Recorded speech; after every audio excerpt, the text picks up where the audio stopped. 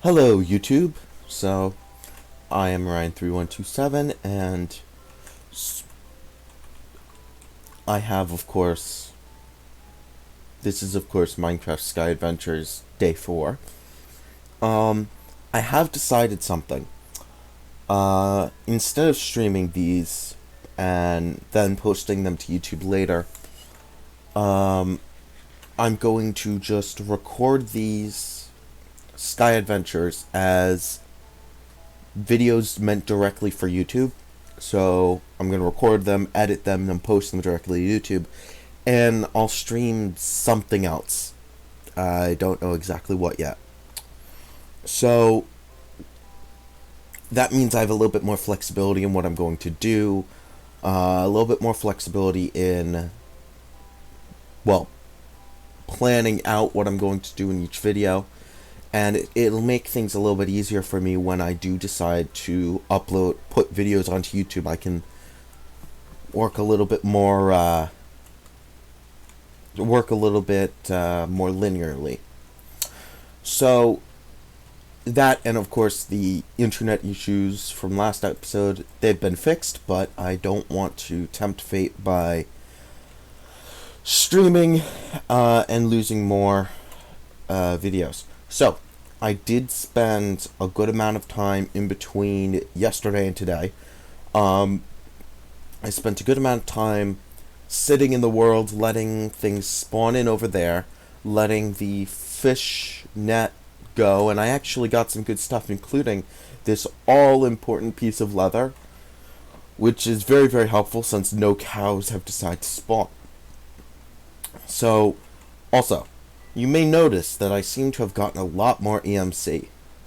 Well, that's because while I was waiting for more animals to spawn, I got really, really bored, so I took a ton of gravel, I sieved it down, I took like probably 20, 30 stacks of gravel, I sieved it down, I threw all the resulting ores into the smelter, and I processed them, and I stuck them in the EMC transmutation table. I actually got a good amount of platinum, which accounts for a lot of EMC. And I did some sand sieving just to get the Project Red stuff. I don't think... Oh, I did do a little bit of mob farming, and I got a name tag and saddle, both from loot bags. I do apologize that I didn't catch that on stream. But that means that I can now name... Oh, and I changed this farm a little bit. I decided that instead of a hodgepodge of all the different plants that I was growing last episode, that I would just leave this for wheat and for, as a byproduct, seeds for these guys, because I'm lazy and it's a lot to go back and forth to this transmutation table every time I need to get something for these guys. Let me think. I did breed some of the sheep. As you can definitely tell, there are more sheep. I also tamed the horse. I am going to name him probably next episode, so if you want a name to be considered, you'd best add it to the comments quickly. Is there? No. And leather. I'm so happy, so happy that I didn't have to finagle leather other ways, because there are a ton of ways you can get leather, from loot bags or from rotten flesh from Botania, and it was just any way you slice it, it was going to be very, very annoying to get. So the first thing today is fixing my tools. So I've had these stone tools for a while, but now with the smeltery, I can make much, much better tools. So, if we come over here and we go to, I already picked out the materials and new thing, we can find the tool materials page. we could find which materials are best to use. Now, I believe I decided to use... I can't use that. Huh. I don't remember what it's going to use. I mean, if I had if I had it, I would use Manulin or Cobalt, maybe even Ardite, but I don't have any of that. I'll just use Obsidian for now. It's a very nice upgrade. I don't remember though if I need to sword blade. I can't remember. Yes, that's gonna make this so much easier.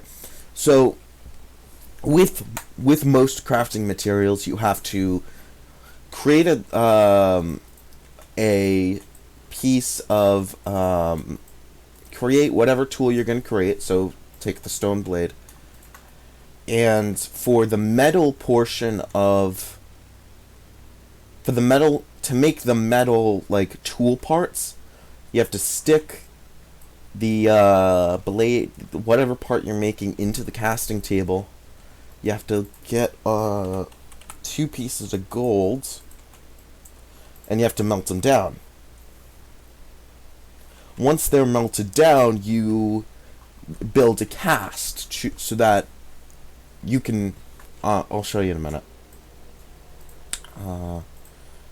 Sword blade costs... I'll put 2 in for now.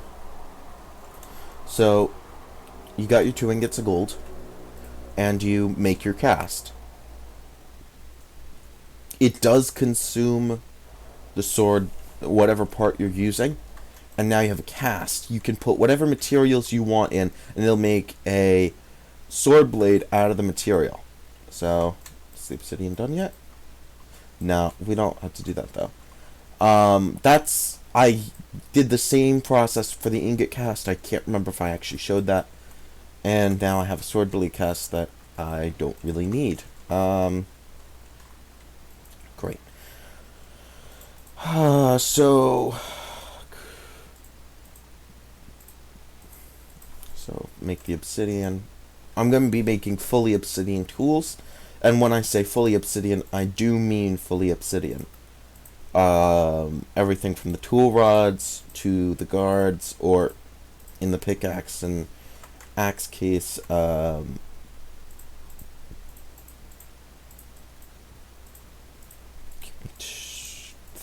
of these. Tool bindings. Oh, I'm pretty sure I just made an extra tool binding. I'll use it later. 1 of those. Oh, and an axe head. Actually, I think I'm just going to make a mattock. So, in Tinker's Construct, a mattock is... no, I don't need it. Good. Tool rod, axe head, shovel head. So I need 1 more tool rod. And I also need a wood guard. A mattock is pretty much a... Actually, I don't need that. A mattock is a combination of a hatchet and a shovel. And it can be used to either chop down trees or dig dirt. And it can also till land, which is what I'm really hoping to use it for, because I keep destroying the farm by accident. So I'm just going to replace everything, keeping all of... See, what? That...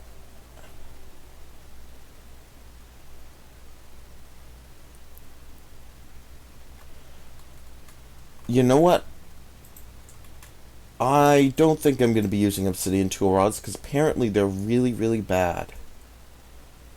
Apparently they are really bad. I'll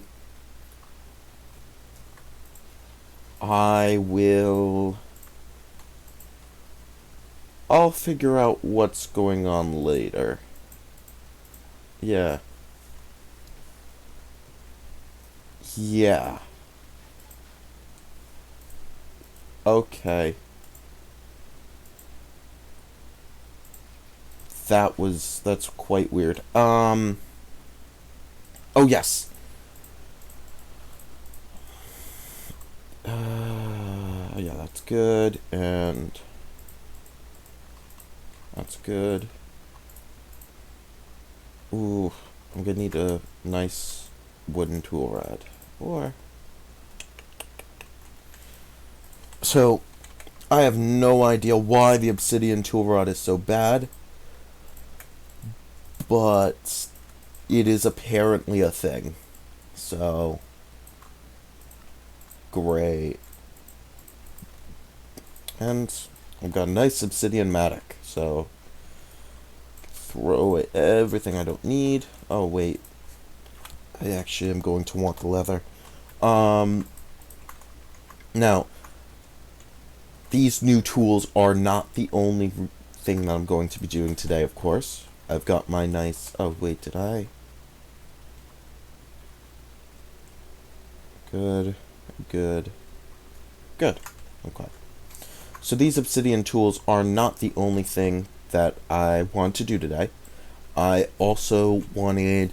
First thing I was going to do was I was going to automate the mob farm, which, in order to do, I actually have to clear them out. But first, let me grab a transmutation table to bring over there.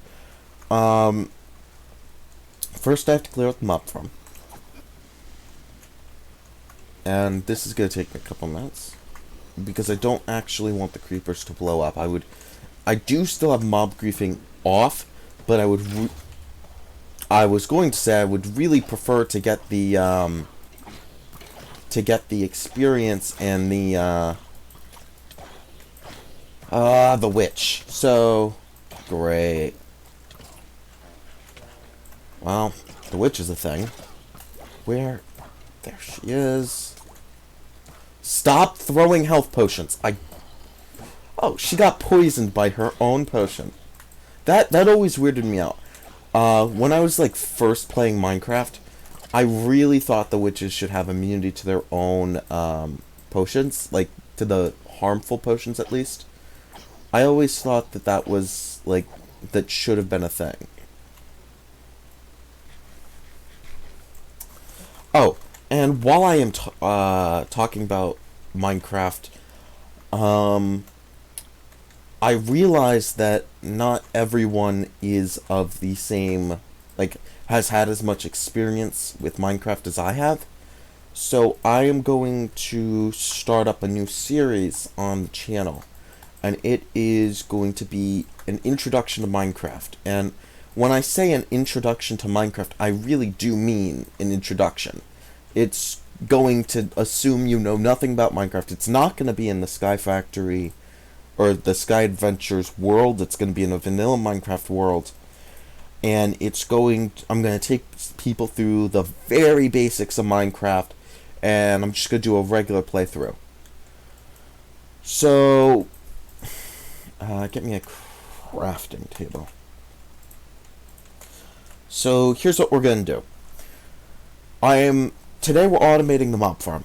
In order to do that, we're going to create spikes. These spikes from Extra Utilities 2, they each do their own thing. See how iron spikes just kill the mobs, golden spikes the mobs drop experience, diamonds drop player kill only items and experience. So what I really want are the diamond spikes. And these are very expensive. So, but it's actually worth it. So I'm just going to take a stack of diamonds.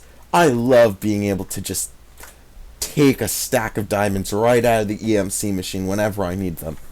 I think that's absolutely awesome. Oh, and I also went through and I grabbed some other types of wood because I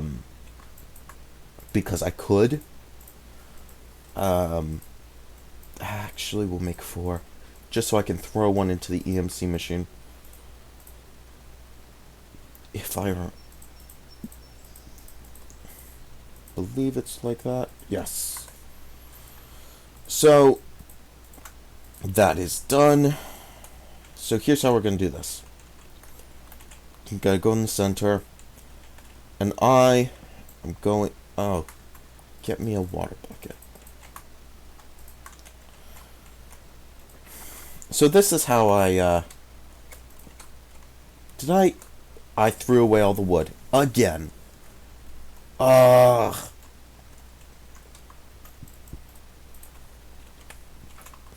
I have this habit of just, like, throwing everything with EMC into the transmutation table, even when I actually need it.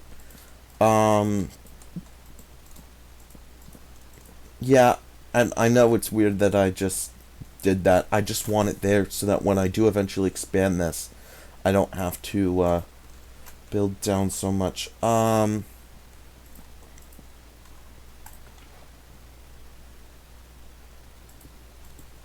Okay, and there are the spikes.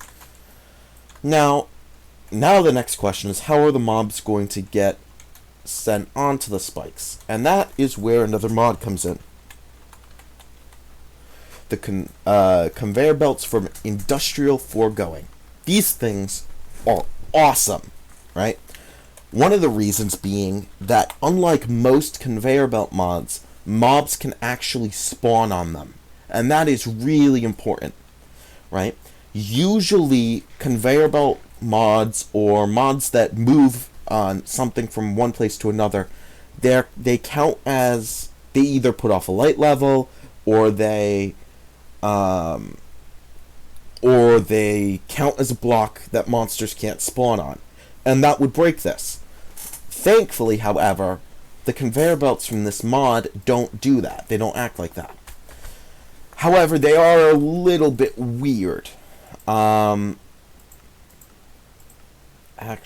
I don't... This has changed.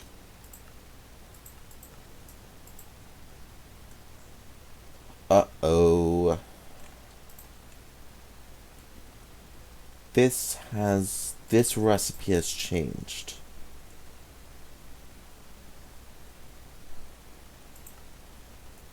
Oh, God.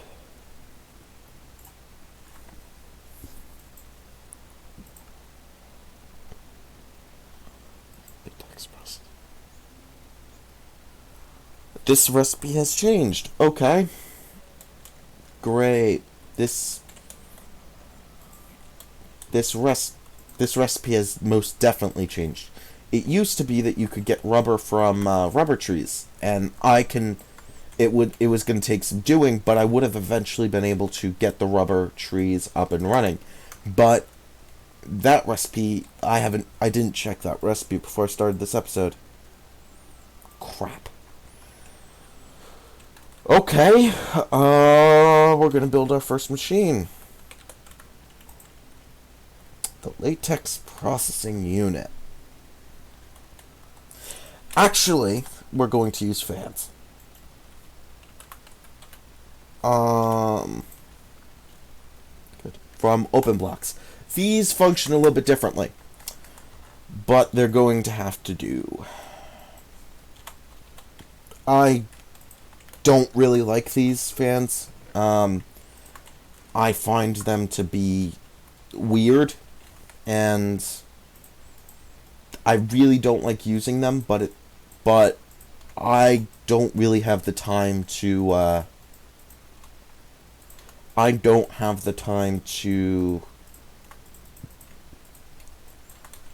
go through and actually build that machine, especially since I very much doubt I am actually going to use it for anything.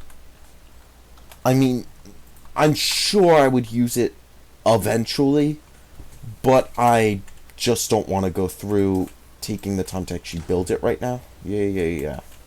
Creepers go boom. Don't really care. Fans, however. Like, see what I mean? Mobs can't spawn above that.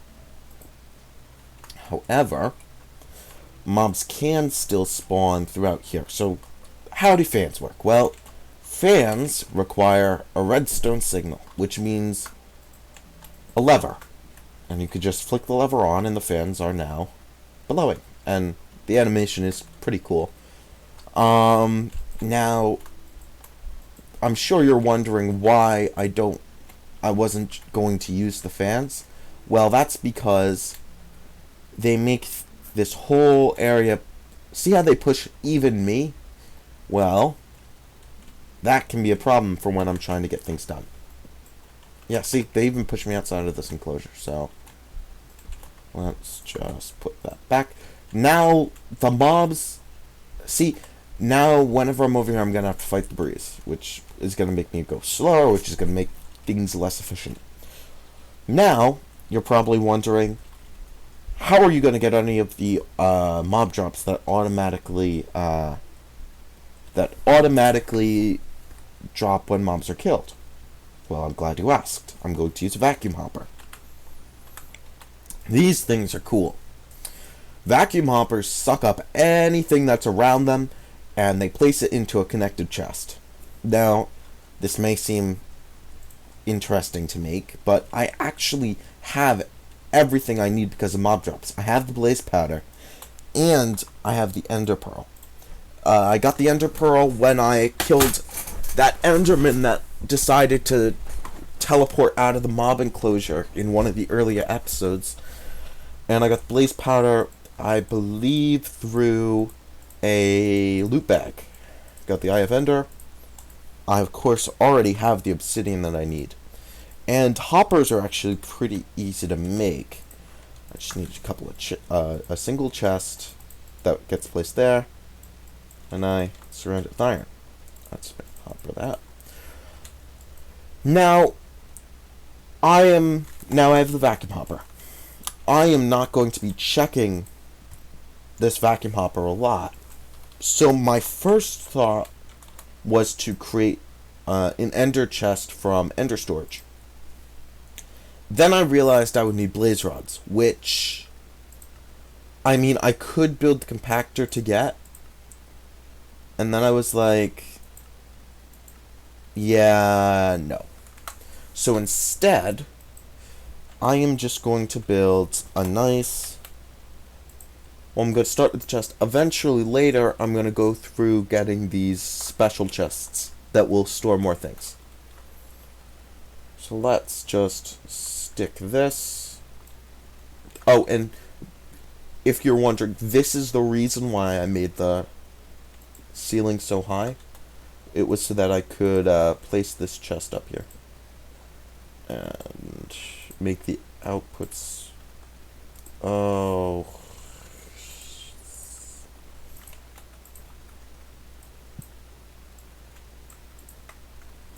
Okay. Perfect. And the XP output. So, go build a tank. And no, when I say tank, I do not mean like a military tank. I mean these tanks. These tanks from Open Blocks, they just kind of hold things.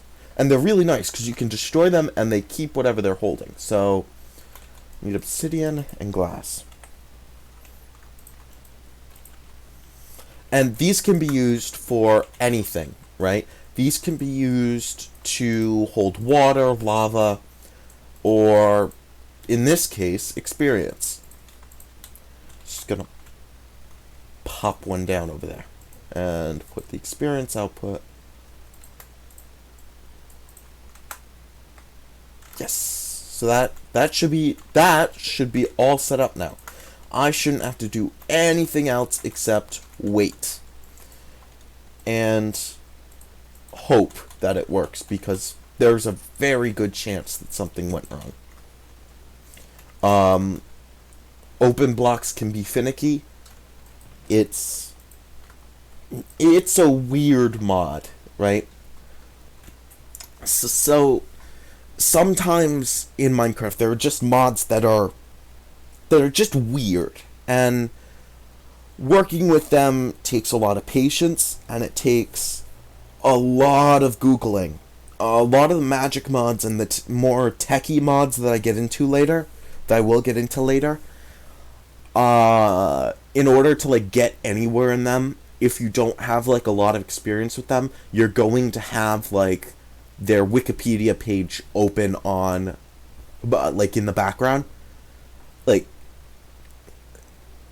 mods like Thaumcraft or Ender IO, they're straightforward, yes, but there are just so many little there are just so many little things in the background that you just kind of have to keep an eye on. Don't even get me started on blood magic, but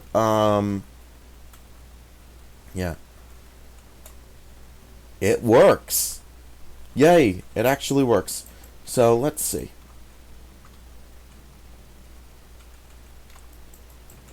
Okay, it's oh, it has to be one more down. Yep. Whoops. I made a mistake.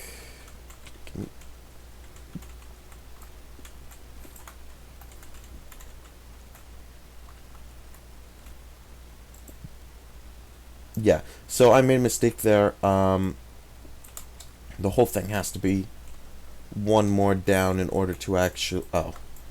Yeah, of course. Whole thing has to be one more down in order to actually pick up everything. So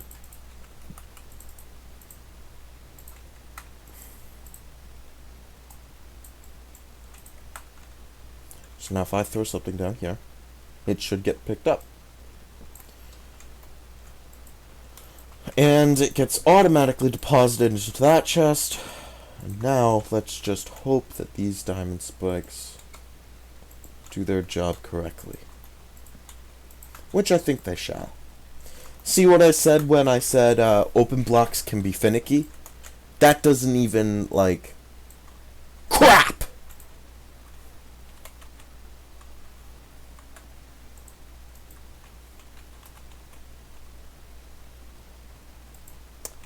Now, I am sure you're wondering why I just flipped out. That was because, if you'll remember an episode or two ago, I told you about why I was always very careful not to throw that book into the transmutation table. It's because that tome includes every single guidebook for all the mods in the Sky Adventures. Usually when you start a game, you spawn in and all those books are in your inventory, and you could just kind of keep them, and each of them had an EMC value. And each of them are easy to get, but tedious. So now, I'm going to have to go back and get a copy of each one of those books on my own.